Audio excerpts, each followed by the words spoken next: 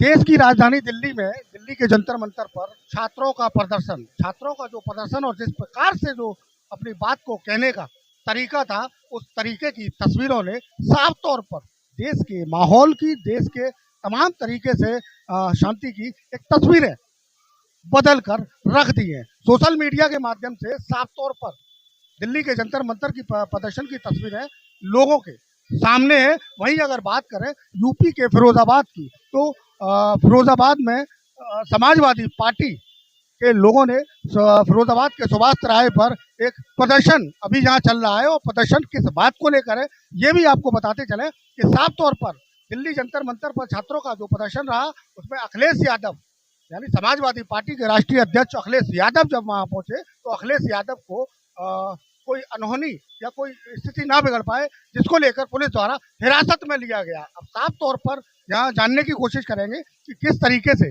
और किन मांगों को लेकर समाजवादी पार्टी के लोग इस तरीके से हाईवे पर सुभाष चौराहा जो है उस पर किस तरीके का प्रदर्शन कर रहे हैं और कब तक प्रदर्शन इनका जारी रहेगा। ये समाजवादी पार्टी का जो प्रदर्शन चल रहा है, किस बात को लेकर चल रहा है और कब तक चलेगा? जे हमारे समाजवादी पार्टी के राष्ट्रीय अध्यक्ष, समाजवादी पार्टी के लोकप्रिय सांसद श्री अक्षय यादव और अपने प्रदेश के 37 सांसद सहित जो भारतीय जनता पार्टी सरकार द्वारा गिरफ्तार किए गए थे, और जो कल दिल्ली में छात्रों के ऊपर जो अत्याचार हुआ, जो लाठीचार्ज हुआ, उसके विरोध में समाजवादी पार्टी ने आज छात्रों का समर्थन किया था।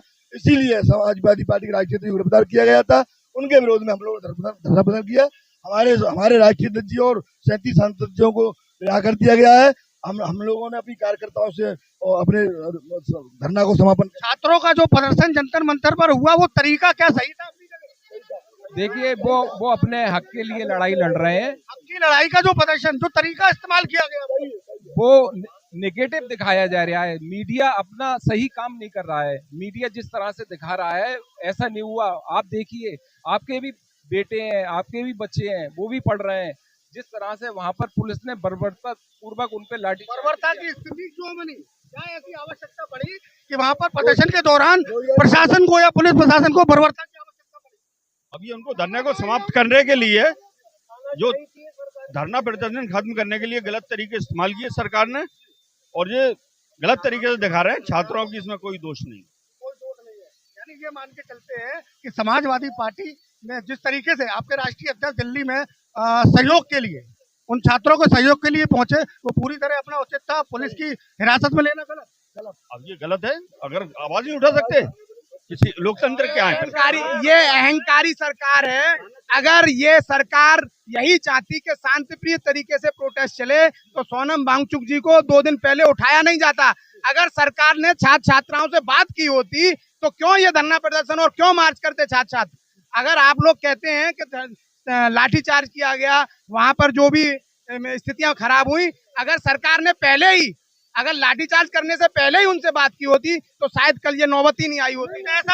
कुछ ऐसा भी माना जा रहा है कि छात्रों के कंधे पर रख के विपक्ष अपनी राजनीति की रोटियां, क्या नीट की परीक्षा विपक्ष ने लीक कराई है? क्या नीट की परीक्षा विपक्ष ने लीक कराई है? सरकार ने 20 परीक्षाएं लीक हो चुकी हैं। सरकार ने आज तक कोई जिम्मेदारी क्यों नहीं ली?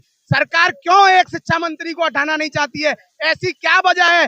कोई ना कोई तो धांधलेबाजी है। इसका मतलब ये है कि पूरी भाजपा इसमें संलिप्त है और वो पूरे तरीके से भ्रष्टाचार में लिप्त हो चुके हैं। तानाशाही का रूप, बिल्कुल तानाशाही और अहंकारी, तानाशाही सरकार, हिटलरशाही सरकार और अहंकारी सरकार, जो किसी की बात सुनना नहीं चाहती, किसी की बात को, किसी के मुद्दे को सुनना नहीं चाहती, सिर्फ और अपनी चलाना चाहती है। साफ तौर पर देखिए, यहाँ समाजवादी पार्टी और जो प्रदर्शन पर जो लोग बैठे हैं, साफ तौर हमारे सवालों को किसी बात से स्वीकार करने से उन्होंने मना किया, और साफ तौर पर कहना रहा कि जो भी प्रदर्शन का तरीका जंतर मंतर पर छात्रों द्वारा किया गया, वो पूरे तरीके से सही था। वहीं अगर छात्रों को गुमराह करने का सवाल जब किया गया, तो साफ तौर पर कहा गया कि विपक्ष किसी भी तरीके से छात्रों के कंधे पर बंदूक नहीं रख रहा, और साफ तौर पर पूरा निशाना या पूरी कमियां जो दर्शाई गई, वो प्रधानमंत्री नरेंद्र मोदी और भाजपा सरकार को बनाया गया। वहीं देखिए, अब बात करें तो जैसे ही सूचना कुछ ऐसी मिली कि दिल्ली में अखिलेश यादव को पूरे तरीके से हिरासत से बरी कर दिया गया है और प्रदर्शन अब समाजवादी पार्टी के लोगों का समाप्त हो गया है। और इसी कड़ी में जैसे हमारे साथ सीओ सिटी हमारे साथ मौजूद है। सर, प्रदर्शन यहाँ समाजवादी पार्टी के लोगों द्वारा हो रहा था और अब क्या स्टैंड है? अब ये जो जहाँ पे ये प्रदर्शन कर रहे थे यहाँ से चले गए हैं।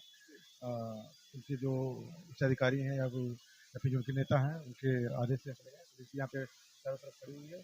कोई भी यहाँ पे जो आवागमन है या फिर यातायात की सुविधा है उसमें बाधा नहीं पहुंची है। आम पब्लिक यहाँ जा रही है। किसी तरीके की कोई हंगामे की इस तरीके की तस्वीरें तो नहीं निकल कर आई हैं?